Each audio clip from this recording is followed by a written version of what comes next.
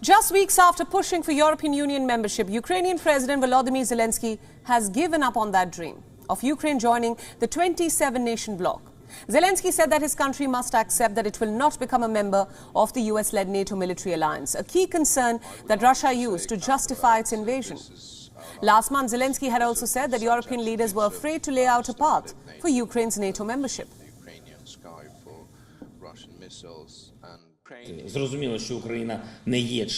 Ukraine is not a member of NATO, and we understand that. We are adequate people. We have heard for years that the doors were open, but we also heard that we could not join. It's the truth, and it must be recognized.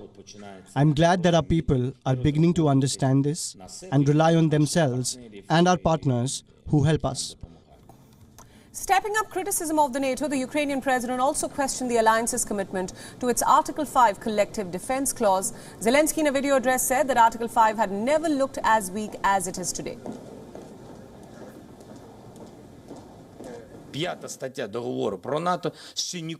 Article 5 of the NATO treaty is weaker than ever before, in our opinion. When some members of the alliance were afraid to act as an alliance, which is able to protect the freedom and democracy along with humanity and justice, the very reason why it was created, we will have to look for effective guarantees. Guarantees for us and for our skies. And we will not give up. We need planes. I will keep talking about it, and we'll keep achieving it. We need long-term security guarantees for the country, for all Ukrainians, real things. Each of more than 800 Russian rockets that hit our country is an answer to old questions about NATO, about whether the doors of this alliance are open to Ukraine. If they were open, if everything were fair, we would not need to convince the alliance for 20 days in a row to introduce a no-fly zone over our country. A no-fly zone free of death brought by the Russian air forces. But we are not being heard yet, or probably they don't want to listen to us. NATO has not sent troops to defend Ukraine, which is not a member of the Western military alliance. And Zelensky suggested that NATO would react in a similar way to one of its members being attacked by Russia.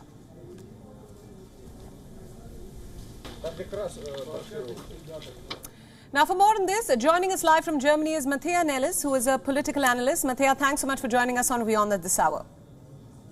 Pleasure. My first question to you, Zelensky has said that his country must now accept that it will not become a member of the US-led NATO military alliance. Is this essentially a compromise in the ongoing talks to resolve the conflict? It certainly is a fig leaf to Russia. It essentially was one of the pretexts used by the Russians for this invasion. But let's be clear, putting NATO membership off the table will not solve the current crisis. It will not solve the ongoing Russian invasion. It will not stop it. It will not reverse it. So it is a positioning, the Ukrainian leadership's positioning itself and bringing more chips to the negotiation table, but it's by far not an answer to the crisis. Right. The Ukrainian president is also set to address US Congress later today, where he's expected to essentially ask for weapons, more weapons, as well as a no-fly zone over Ukraine. Do you think the US will answer his calls?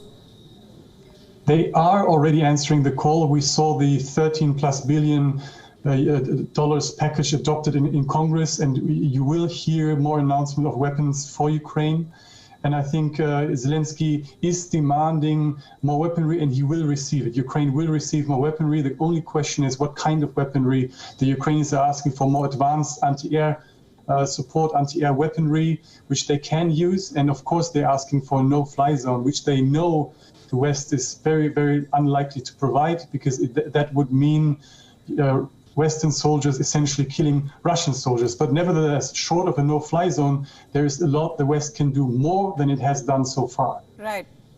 Let's talk about what's happening in Ukraine. Fresh blasts rocked Kyiv earlier today, and Russia's attacking residential areas while imposing its own set of counter-sanctions. How do you see this war proceeding? Is a resolution in sight? And if yes, in whose favor? It's very difficult. The General Staff of Ukrainian Armed Forces strike an optimistic tone, but let's be clear, the war grinds on. The Ukrainian capital is shelled at. It's not yet under siege, but other big cities like Kharkiv, Sumy are under constant shelling, Mariupol. in Mariupol, as you reported, they are firing, the Russian forces are taking hospitals and hostages in hospitals and firing from there. So the war is far from over. And even if the military balance is tilting in the favor of Ukrainians in the medium term, that will not resolve the large presence of Russian armed forces on Ukrainian territory. So I'm afraid we're looking at a conflict that is at a war, at a live war that is going to stay on Ukrainian soil for some time to come. Absolutely. Just a final question there. Let's talk about Zelensky's recent comments during negotiations with Russia. He has said that Russian demands in peace talks are becoming more realistic. What essentially does this mean? That's a very good question. So the Ukrainians have been signaling for a while. His negotiators, Arestovich and Resnikov and others, have been signaling that the Russians are more constructive.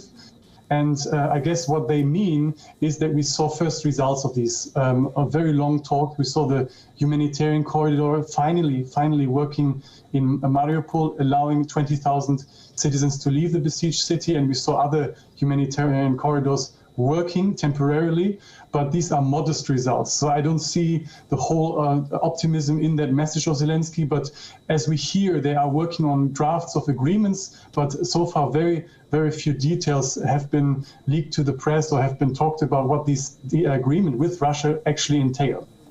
Absolutely, Mattia. Thank you so much for all those insights, and thanks for joining us on WION World is One.